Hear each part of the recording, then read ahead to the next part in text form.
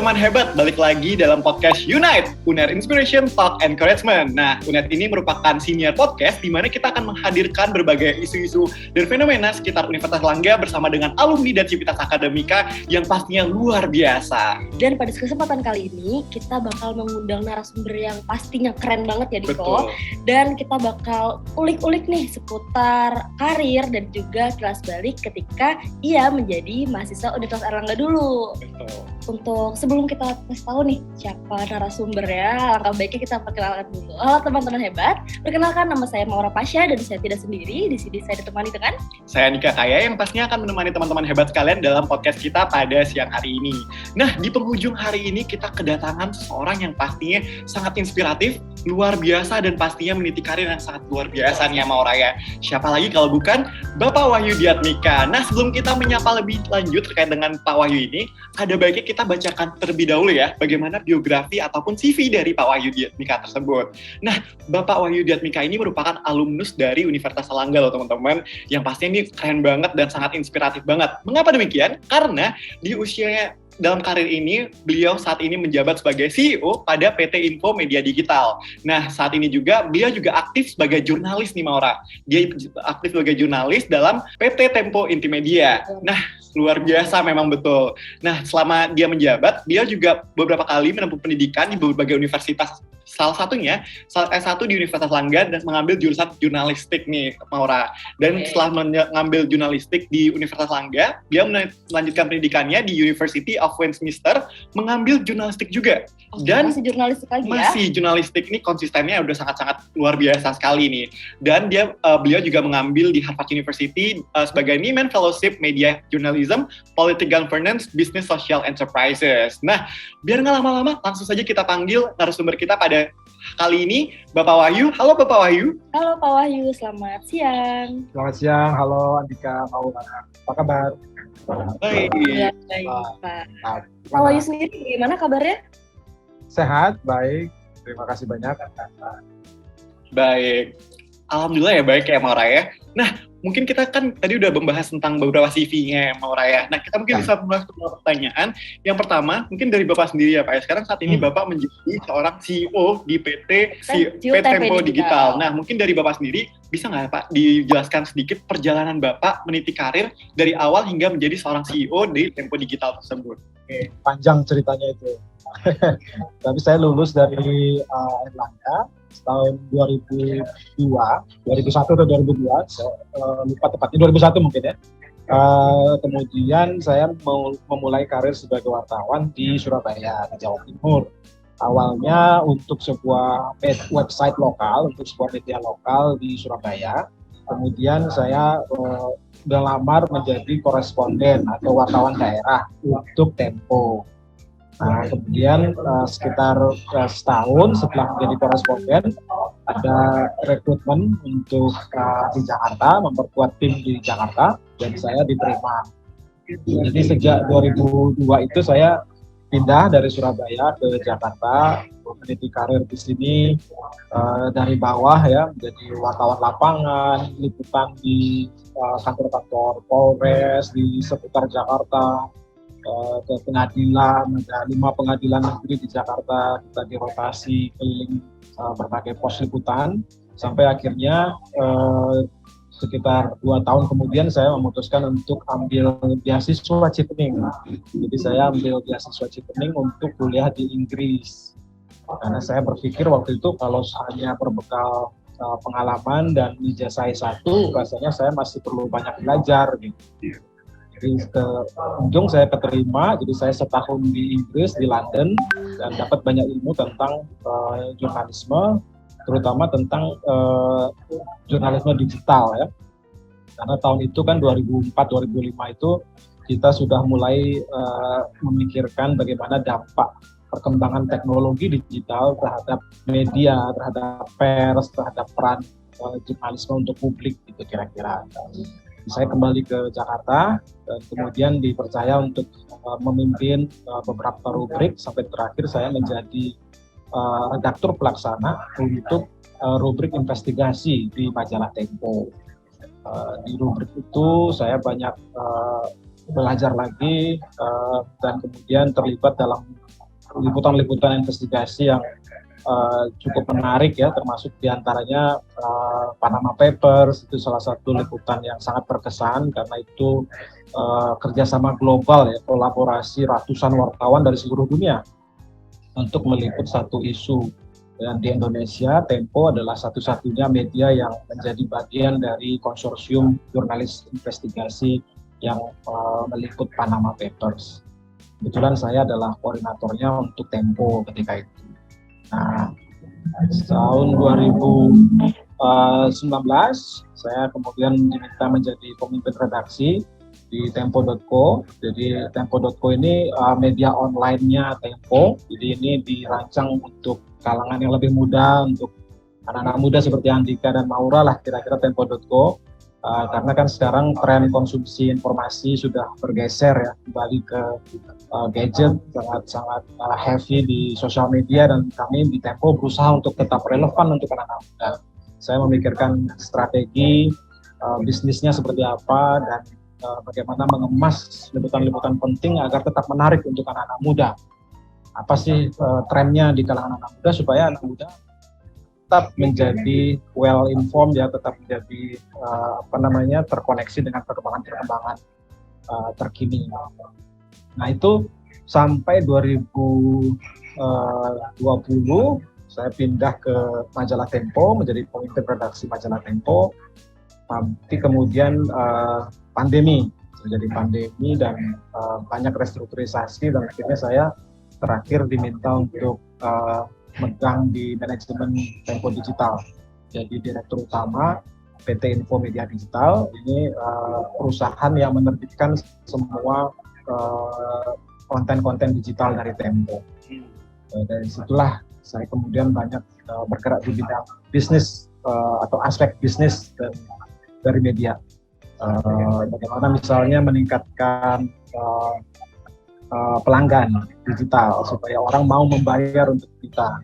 Apa sih yang dicari orang ketika mengkonsumsi berita? Bagaimana memastikan orang yang sudah berlangganan terus berlangganan. Jadi hal-hal yang lebih berkaitan dengan produk Tempo ketimbang kontennya. Kira-kira begitu, ceritanya agak panjang. Mudah-mudahan tidak membosankan. Pastinya sangat tidak membosankan ya. Karena perjalanannya Pak Wahyu tadi itu bisa dibilang cukup menarik ya, untuk betul, sepanjang itu. Dan memang pasti untuk mencapai jabatan sebesar CEO memang pasti nggak mungkin sesingkat itu, begitu ya. Ada ups and down-nya juga ya. Kalau boleh tahu nih Pak, kenapa sih jurnalistik begitu? Apa kira-kira trigger yang membuat Bapak, kayaknya saya akan memfokuskan karir saya di jurnalistik deh, di sekian banyaknya bidang-bidang karir ya. Kenapa Bapak memutuskan untuk berkarir di bidang jurnalistik? Ya, terima kasih. Ini mungkin pertanyaan yang relevan untuk banyak pendengar podcast Unite nih. Betul. Bagaimana memilih karir ya, bagaimana menentukan jalur pekerjaan ke depan atau bidang yang ingin ditekuni.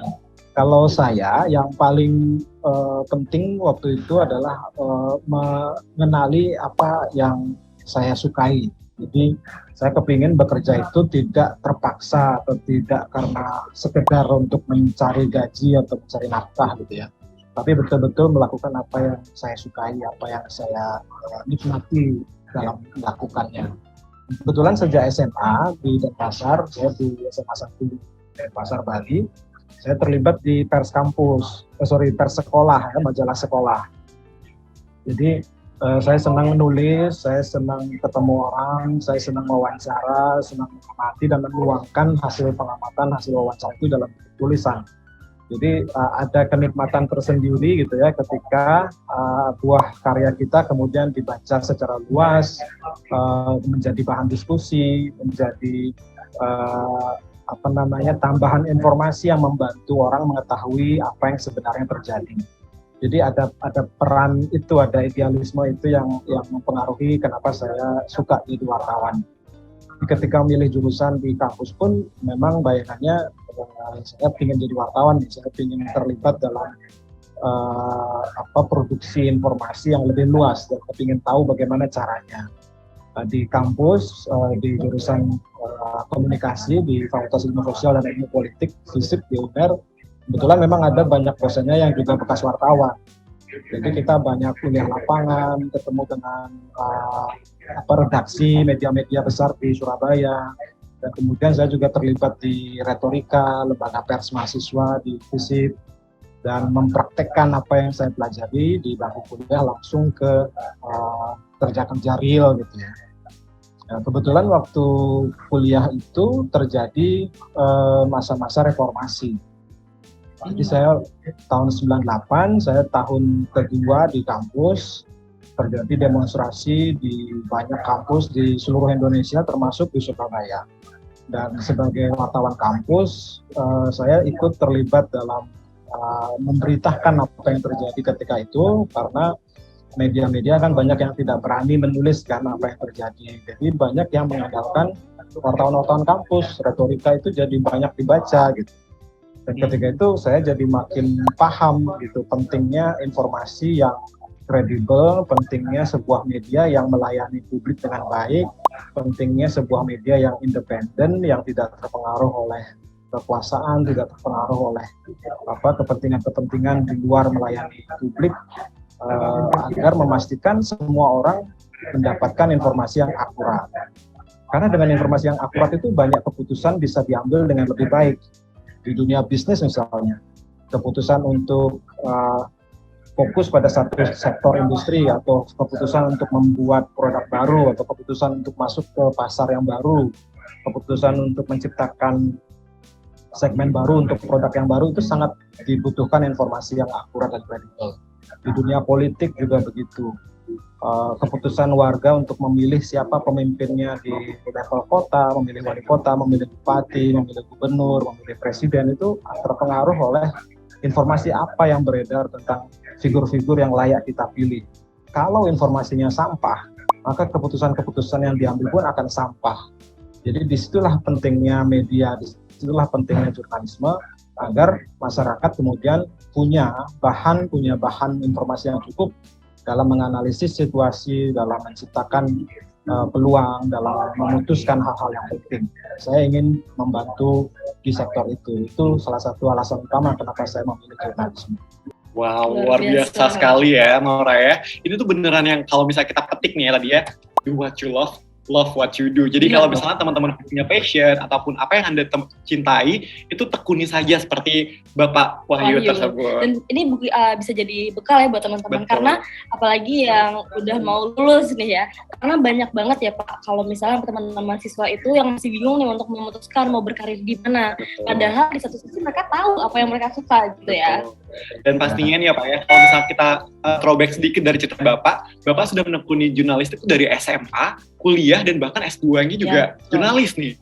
Nah mungkin dari Bapak sendiri, apa sih Pak yang membuat Bapak tuh cinta mati sama jurnalistik gitu, sampai Bapak tuh benar-benar menekuni hampir 20-30 tahun lebih lamanya ya di jurnalistik. Apa sih yang membuat Bapak tuh cinta mati sama jurnalistik tersebut?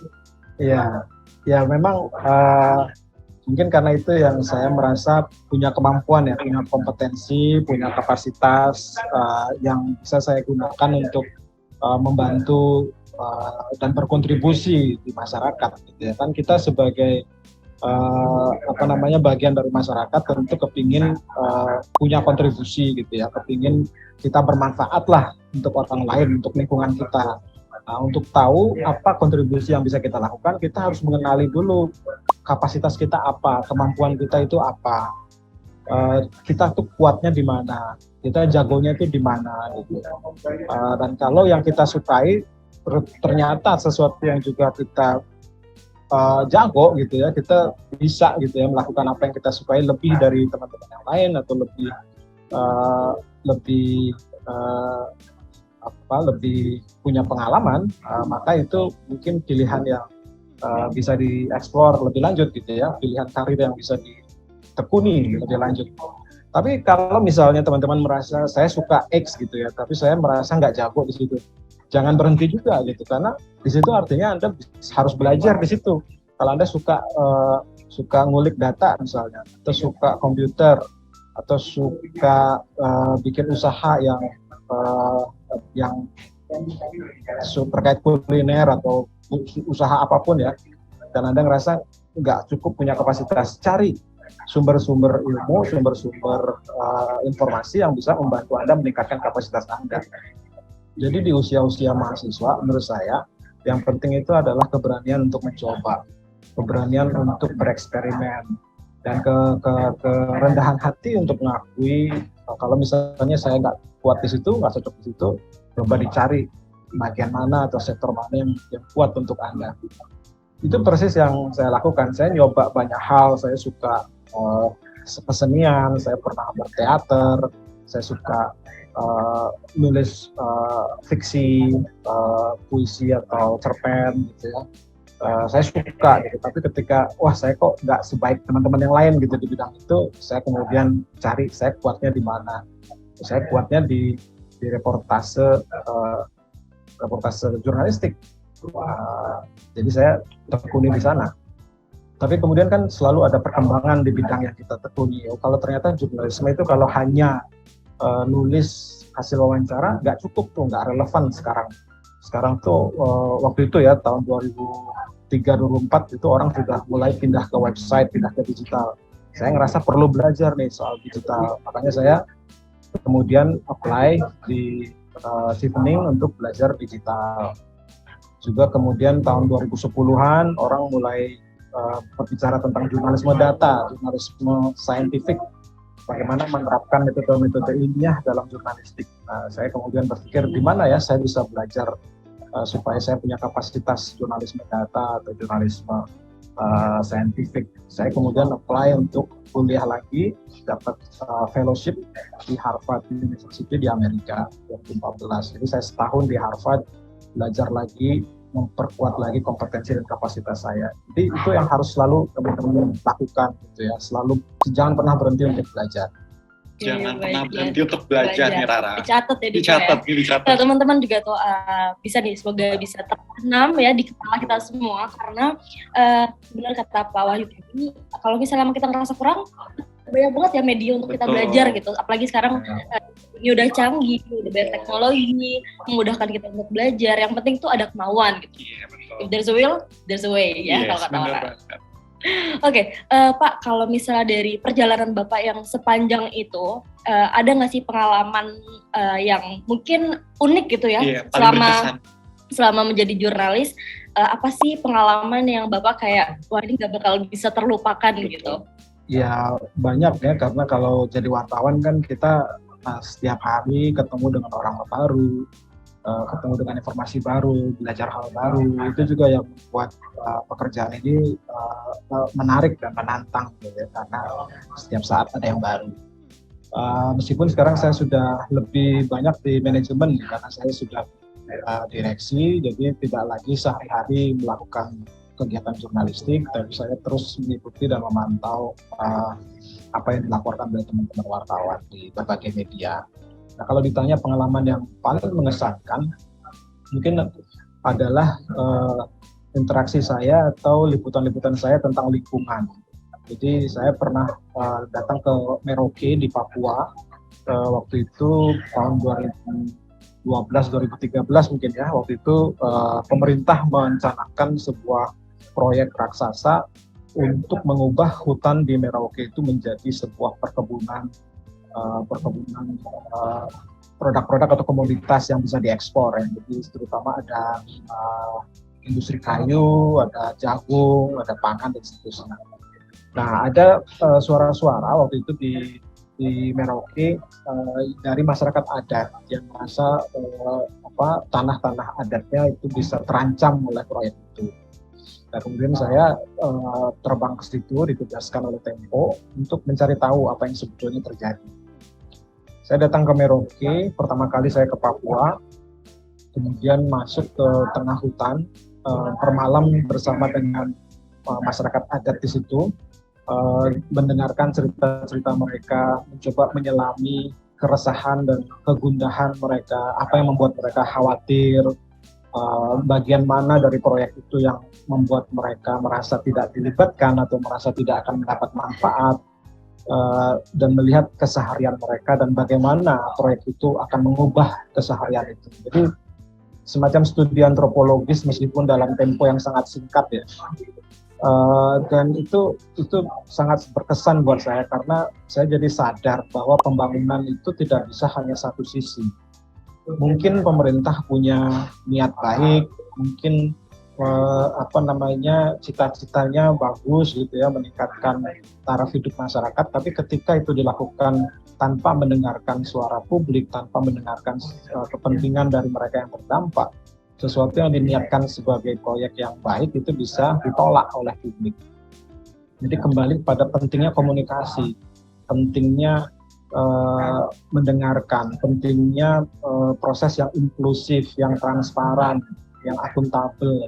Karena kalau itu tidak dilakukan, sesuatu yang bagus di atas kertas bisa jadi ditolak dan negatif gitu persepsinya. Dan itu terjadi di banyak sektor ya. Tidak hanya proyek pemerintah, banyak sekali relasi-relasi antara korporat dengan warga, antara pemerintah dengan warga, antara organisasi dengan organisasi lain yang seringkali jadi runyam karena komunikasinya tidak bagus, karena tidak cukup terbuka untuk menerima masukan. Dan kejadian di Merauke itu di Papua itu juga menyadarkan saya pentingnya kita menjaga lingkungan kita dan melihat bagaimana kerusakan yang terjadi akibat pembangunan itu susah sekali diperbaiki ya. Karena hutan yang sudah bertahun-tahun tumbuh gitu ya menjadi tempat hidup untuk banyak spesies, menjadi habitat untuk banyak spesies, dan juga menjaga suhu bumi kita agar tidak semakin panas akibat berbagai emisi karbon. Itu di lapangan seperti apa gitu, kerusakan yang sudah terjadi. Jadi ada di tengah hutan itu, meskipun hanya beberapa hari, itu membuat saya menyadari bahwa misi kita kadang lebih besar dari sebatas pekerjaan gitu. Kita hidup di dunia ini kan harus memberikan manfaat, dan ancaman yang terbesar yang kita alami saat ini adalah bagaimana kita menjaga bumi kita supaya tetap bisa didiami dengan sehat, dengan nyaman oleh generasi-generasi setelah kita. Jadi ancaman pemanasan global, ancaman krisis iklim itu sangat-sangat nyata, dan itu yang saya sadari setelah liputan di Papua. Wah, betul ya Maura ya. Dan perlu dipahami juga, mungkin kalau misalnya kita bisa petik dari cerita sebelumnya, itu yang berkesan tuh sebenarnya kita bisa belajar bahwa kalau misalnya kita ngeliat fenomena gitu ya, kita tuh harus lihat dari berbagai sudut pandang. Betul. Seperti misal tadi di waktu di Merauke gitu ya Pak ya, itu kayak kita nggak cuma ngeliat dari sisi pemerintah, tapi kita juga bisa lihat dari sudut pandang lainnya, warga ya, seperti apa yang dirasakan. Nah, tadi Bapak juga sedikit menyinggung terkait dengan ancaman terbesar ya Pak ya. Mungkin kalau misalnya sebagai jurnalis atau pers itu kerap dengan adanya ancaman. Ada nggak sih Pak, kalau misalnya dari selama Bapak berpengalaman menjadi jurnalis, ada nggak sih Pak terkait dengan tantangan terbesar yang Bapak pernah hadapi selama Bapak menjadi pers ataupun jurnalis tersebut? Ya, tentu biasanya ketika liputan kita kritis dan mengungkapkan sesuatu yang mungkin sensitif gitu ya, akan ada pihak yang bereaksi balik. Biasanya mereka protes, kenapa diberitakan seperti itu, kenapa versi saya tidak dimuat secara utuh, atau informasi Anda keliru, yang benar seperti ini. Dan itu adalah sesuatu yang wajar. Saya belajar dari banyak senior di Tempo, dan terutama dari salah satu wartawan senior di Indonesia waktu itu, di Indonesia Raya, sampai sekarang masih hidup, Pak Atmakusumah Astra Atmaja. Pak Atmakusumah ini redaktur pelaksana dulu di Indonesia Raya, di bawahnya Pak Muhtar Lubis. Nah, ketika Tempo digugat oleh beberapa pihak beberapa tahun lalu, Pak Atmakusumah sering datang ke redaksi kami dan berdiskusi. Dan dia menyampaikan tugas wartawan itu memang tidak selalu mudah dan tidak selalu apa yang kita tulis itu akurat. Jadi kesalahan itu bisa saja terjadi. Tetapi yang penting bagaimana supaya kita ketika menulis itu tidak punya niat buruk. Tidak punya niat untuk mencemarkan nama baik, tidak punya niat untuk melukai martabat orang lain. Jadi yang penting adalah intensinya. Bagaimana mengukur intensi baik itu? Dengan konfirmasi, dengan verifikasi. Jadi kalau Anda menulis X buruk, Anda harus datang pada si X dan bertanya apa benar tuduhan ini, dan memberi dia ruang untuk menjawab, merespon tuduhan itu. Jadi itulah yang membuktikan bahwa wartawan tidak punya niat buruk, karena dia harus konfirmasi, dia harus melakukan wawancara dengan pihak yang tertuduh. Kalau itu sudah dilakukan dan tetap terjadi kesalahan, segera koreksi, segera minta maaf. Tidak tabu untuk wartawan minta maaf. Tidak gengsi, tidak boleh gengsi untuk minta maaf kalau memang terjadi kesalahan. Bahkan sebelum dikomplain, sebelum dituntut, sebelum digugat, kalau kita tahu kita salah, segera koreksi, segera minta maaf. Dan itulah demokrasi ya, itulah bagaimana demokrasi menjaga kebebasan pers dan bagaimana kebebasan pers bisa menjaga demokrasi. Jadi tulisan dibalas dengan tulisan. Sebuah tulisan yang keliru dikoreksi dengan tulisan berikutnya. Sebuah artikel yang tidak akurat diperbaiki dengan koreksi dan disertai permintaan maaf. Itu proses yang sangat-sangat biasa. Selama memang disiplin verifikasi dan kode etiknya sejak awal konsisten ditegakkan. Tidak ada niat buruk, tidak ada sengaja mencemarkan gitu ya. Itu yang saya pelajari, dan karena itu setiap tantangan atau ancaman terhadap Tempo nyaris selalu tidak pernah berujung fatal untuk Tempo. Tidak pernah sampai wartawan kami di penjara atau kantor Tempo dibuat bangkrut gitu ya oleh gugatan. Tidak pernah sampai terjadi seperti itu. Karena kami selalu berusaha mengkonfirmasi dan selalu memberi ruang kalau ada yang memang ingin mengoreksi liputan-liputan Tempo. Begitu kurang lebih. Ini juga jadi alasan gak sih Diko, kenapa kita sangat menghargai dan berterima kasih kepada para jurnalis di luar sana.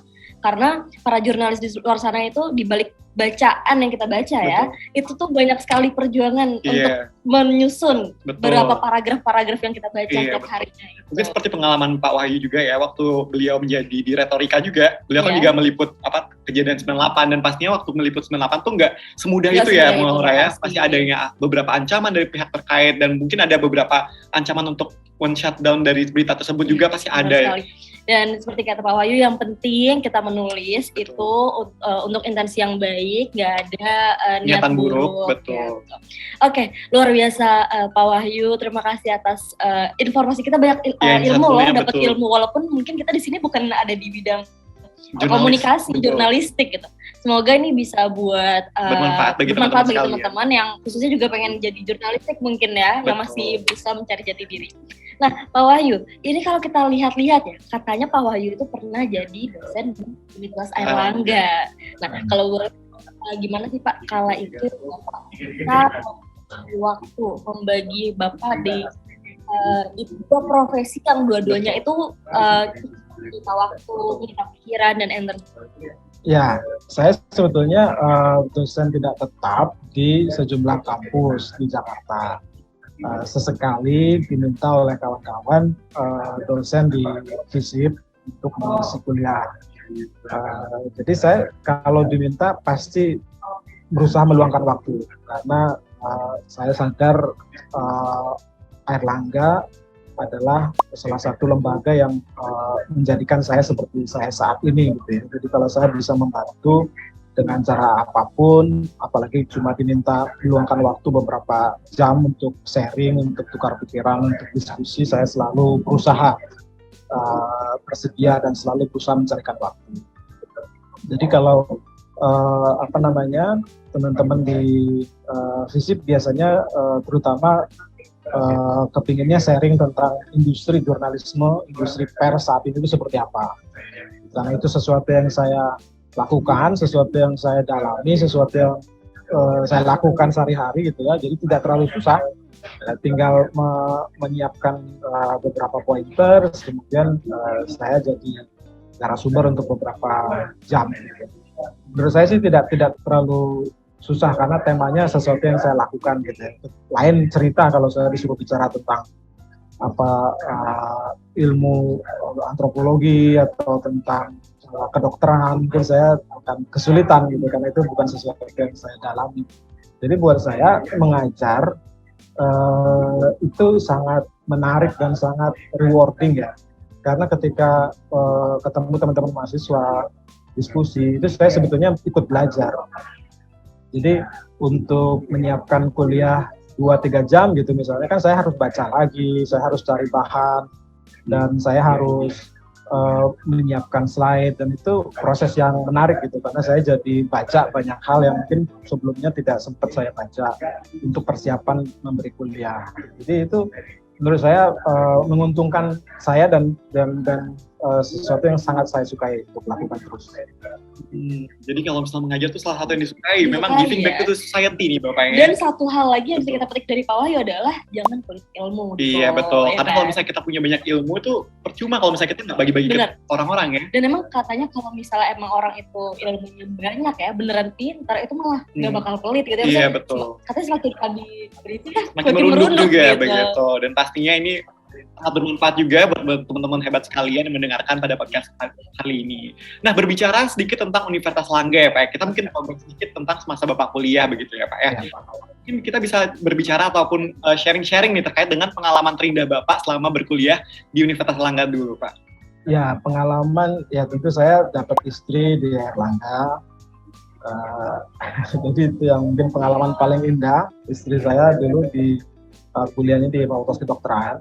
Jadi saya di FISIP, istri saya di FK, kampus A, saya di kampus B. Jadi ketemunya di tengah-tengah biasanya karena dia tugas jaga di Rumah Sakit Dr. Sutomo. Ya itu memang yang paling saya ingat gitu.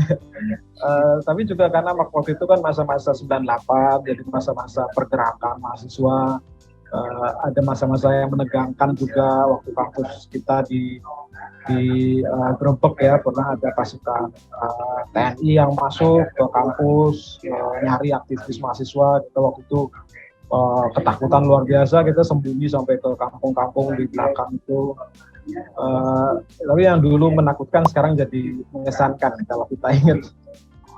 Tapi ya itu yang paling penting, masa-masa kampus itu masa-masa kuliah, masa-masa jadi mahasiswa itu masa-masa untuk bereksperimen dan Anda boleh gagal gitu ya. Tidak perlu takut untuk keliru, tidak perlu takut untuk gagal ketika kuliah. Itulah gunanya kuliah itu. Anda bersiap memasuki industri atau memasuki dunia kerja. Anda diberi waktu 4 tahun kurang lebih gitu ya untuk mencari tahu, untuk menambah kompetensi, menambah kapasitas agar Anda jadi bagian dari masyarakat yang bisa berkontribusi untuk perbaikan masyarakat kita. Dipetik itu benar-benar jangan takut gagal di masa takut kuliah gagal, ya. bener. Karena kalau misalnya kita kuliah tuh ya udah ini masa-masa kita eksplorasi untuk menemukan jati diri, dan jangan pernah takut untuk mencoba, kita takut gagal nih Bener orang. banget, Tiko. Dan kita juga setuju Pak, karena kita juga ya untuk masa-masa di kuliah itu adalah masa-masa yang banget untuk eksplorasi, yang harus pokoknya kita coba aja gitu ya. Iya betul. Bener-bener masa di mana kita mencari jati diri. Oke Pak, terima kasih banyak. Ini kita seru banget ya, Iya, kita seru ngomongin sama alumni-alumni itu selalu mengesankan. Nah Pak, ini mungkin satu hal ini akan yang ditunggu-tunggu ya sama teman-teman Betul. yang khususnya yang berminat di bidang jurnalis. Pak, tips dan kita sukses di bidang jurnalis. Ya, sekarang jurnalisme itu sudah berkembang luar biasa ya di era digital. Jadi banyak format-format baru, banyak storytelling teknik baru yang bisa Anda lakukan. Dan sekarang bahkan Anda tidak perlu bergabung ke sebuah perusahaan media untuk jadi jurnalis. Anda bisa bikin startup media di internet, bisa bikin homeless media di platform-platform yang tersedia di internet. Ada platform newsletter seperti Substack, atau Anda bikin homeless media di IG, Anda bikin konten yang menarik dan bermanfaat di TikTok gitu kan, dan itu bisa dimonetize dan bisa menjadi bagian dari model bisnis baru. Jadi jurnalisme di era sekarang itu sangat-sangat luas. Dan variasi-variasi untuk inovasi baru dan kreasi baru sangat-sangat terbuka. Jadi ini dunia yang sedang berkembang, dunia jurnalisme, karena model-model konvensional, model-model yang saya pelajari dulu di bangku kuliah, sekarang sebagian besar tidak terlalu relevan. Dan sekarang dibutuhkan pikiran-pikiran baru, ide-ide baru dari para wartawan yang mungkin sedang bersiap memasuki industri pers, untuk membentuk format baru jurnalisme di era digital untuk generasinya, untuk generasi yang teman-teman saat ini sedang berada gitu ya. Karena saya yakin setiap generasi itu punya suaranya sendiri, punya karakternya sendiri, dan storytellernya atau truth tellernya, orang yang bercerita tentang kebenaran dan tentang informasi, itu harus bisa menyesuaikan dengan generasi. Siapa yang lebih tepat menjadi truth seeker dan storyteller untuk generasi-generasi yang ada sekarang, generasi Anda ya tentu orang yang berasal dari usia yang sama gitu. Artinya kesempatan itu terbuka luas. Apa yang bisa saya share adalah pentingnya untuk selalu kenal dengan publik Anda atau audiens Anda. Jadi kalau Anda ingin jadi wartawan yang baik, ingin jadi jurnalis yang berhasil gitu ya, Anda harus tahu betul apa yang dianggap penting oleh publik Anda.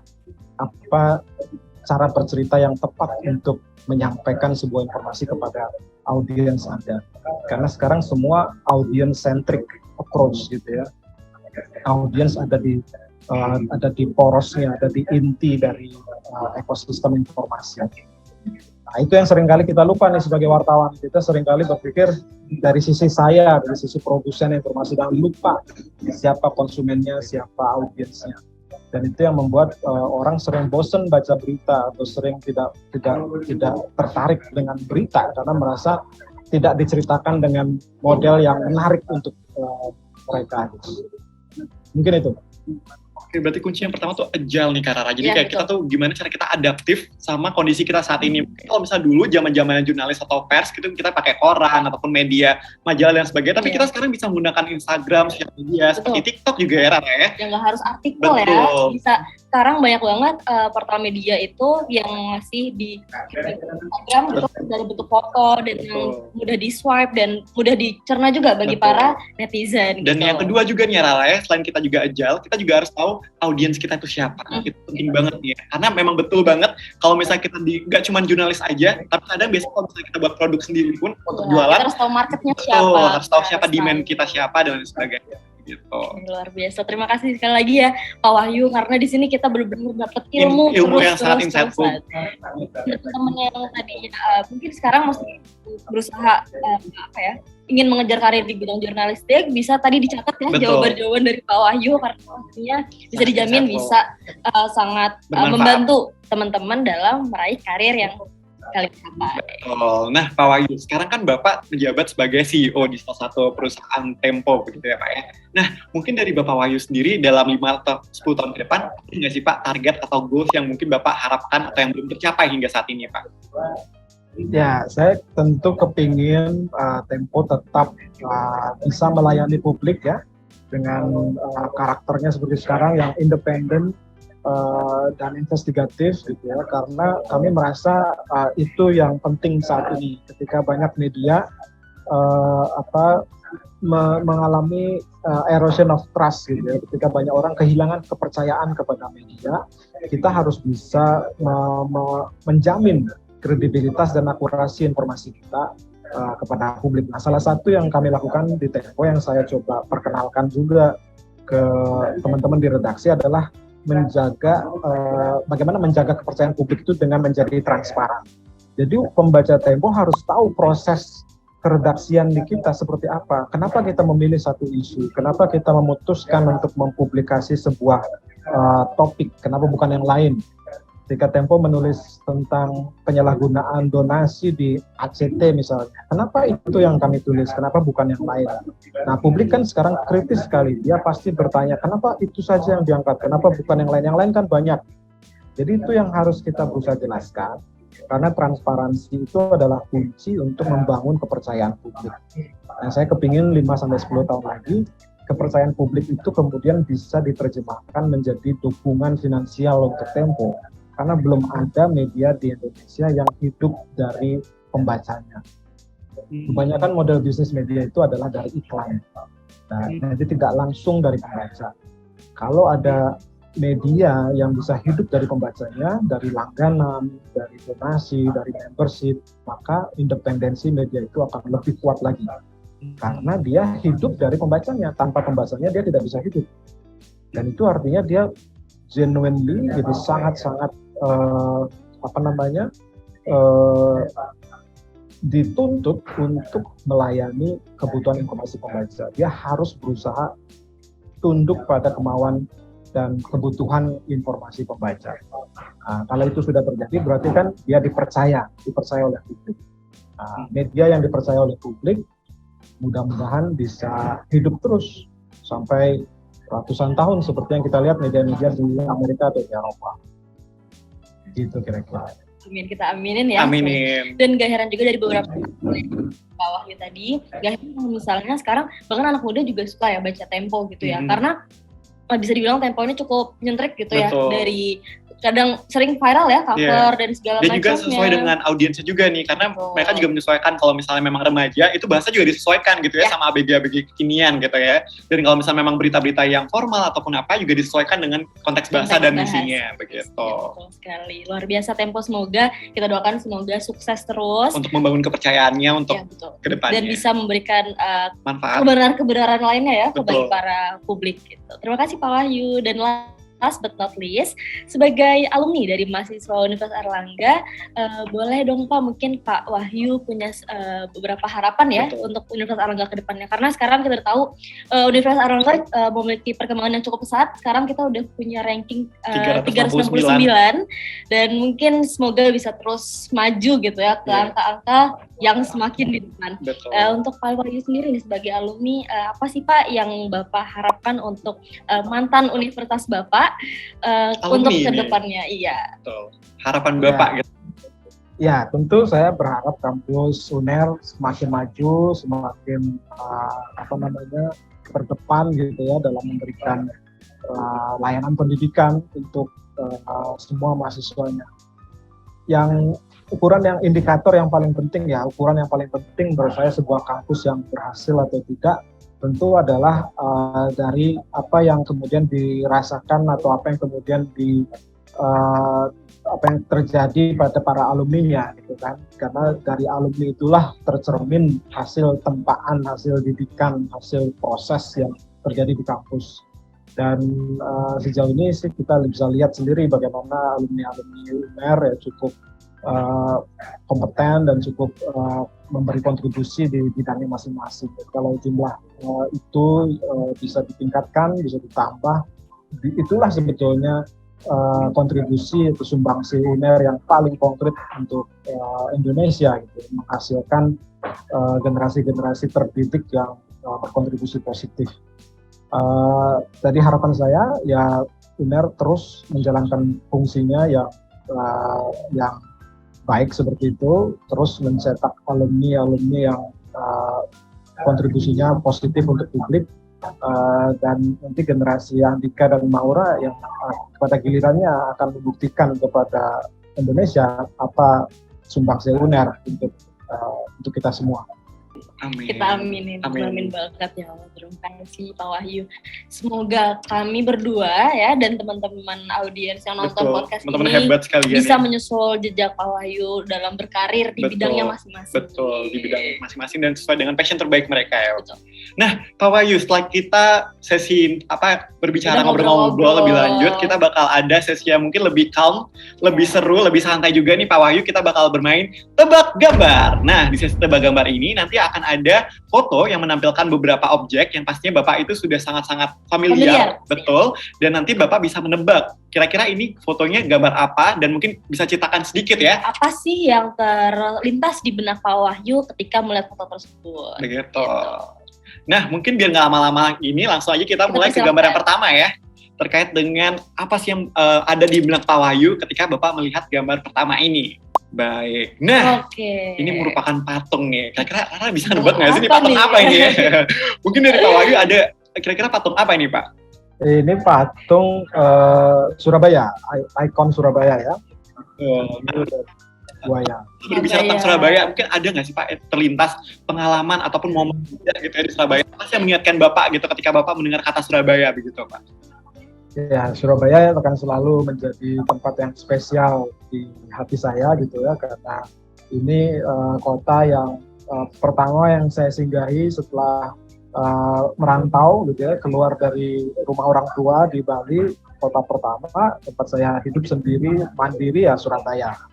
Jadi ya itu juga kota tempat saya mengenal istri saya dan mulai menapak jejak hidup saya sekarang menjadi wartawan itu juga dimulai di Surabaya. Jadi semua sudut Surabaya itu selalu penuh kenangan buat saya. Wow, Luar biasa. Dan jawabannya bener ya, Mora ya, Surabaya. Waduh, sangat memorable juga bagi Pak Pasti, Wahyu, ya. Dan mungkin buat teman-teman hebat juga sekalian yang kuliah di UNER, pasti juga Pasti nanti kita beberapa tahun lagi bakal mengenang. mungkin jawaban yang sama Iya, gitu ya, mengenang. karena Surabaya pasti punya tempat cerita yang spesial, tersendiri, punya betul. cerita yang tersendiri gitu. Kita gitu ya. Iya, betul. Oke, selanjutnya Oke, ini sebuah gedung oranye nih, Maura. Gedung. Kira-kira gedung apa gedung ini? yang emblemnya di alma mater itu Cukup cukup nyentrik. nyentrik. Ya, karena warnanya oranye nih. Iya, kelihatan banget tuh kalau Iya. ada yang lewat kayak wah ini kelihatan banget anak mana gitu. Iya, betul. Mungkin dari Bapak bisa menebak itu kira-kira gedung apa, Pak? Dan mungkin bisa diceritakan sedikit pengalaman Bapak di gedung itu, ada nggak sih, Pak? Pengalaman yang terkesan, memorable yang mengingatkan Bapak ketika Bapak ngeliat gedung tersebut begitu. Ya, itu gedung FISIP, gedung kuliah saya dulu di UNER. Yang terkesan itu dulu di belakang itu ada student center. Student center itu untuk semua UKM, ini kegiatan mahasiswa. Jadi saya aktif di 2 UKM dulu, di Wanala, di Pecinta Alam, sama di Retorika. Dan dua-duanya itu ruang student centernya bisa dipakai nginep. Jadi kadang-kadang saya nginep di kampus ya tidurnya di student center itu di belakang. Gitu. Jadi Cinta kampus lagi. Bukan cuma sekedar belajar tapi benar Iya. bisa buat Ditidur Nginep ya. ya, bener banget. Dan bener nggak sih, Maura, jawabannya kira-kira FISIP UNER? benar-benar banget lah Udah pastinya bener ya. banget. Betul. Jawabannya betul untuk FISIP UNER. Oke, last but not least, ada Foto foto gambar yang terakhir. Wah, Baik, ini gedung nih. Ini gedung di ibu kota Gedung nih. apa ya? Gedung Kira-kira? apa nih ya? Mungkin dari Pak Wahyu bisa melihat ini gedung apa dan apa yang mengingatkan Bapak terkait dengan gedung tersebut begitu, Pak?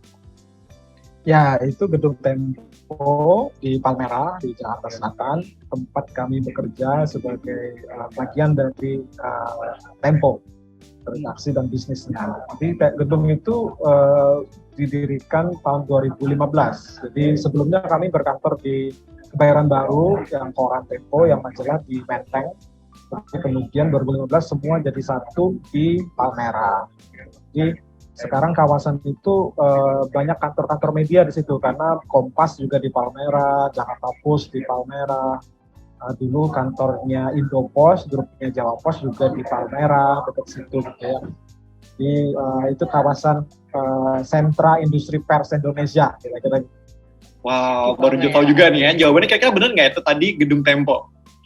Bener. Oke, Betul. kita bener aja deh. Iya, karena kita nggak tahu ini sebenarnya. Kita Kalau misal sekilas kalau kita tadi nggak ngeliat tulisan kecil di satu Iya. sisi itu, kayak kita nggak tahu itu banget. gedung apa. Tapi gitu. beda lagi kalau misal temen-temen yang emang pengen jurnalis, pasti pas nonton ini kayak Ini memang udah tahu banget gitu ya. pengen deh kerja di sini. Betul. Kita aminin ya, semoga Aminin. temen-temen yang nonton yang emang pengen melanjutkan karirnya karir di di bidang bidang jurnalis, Betul.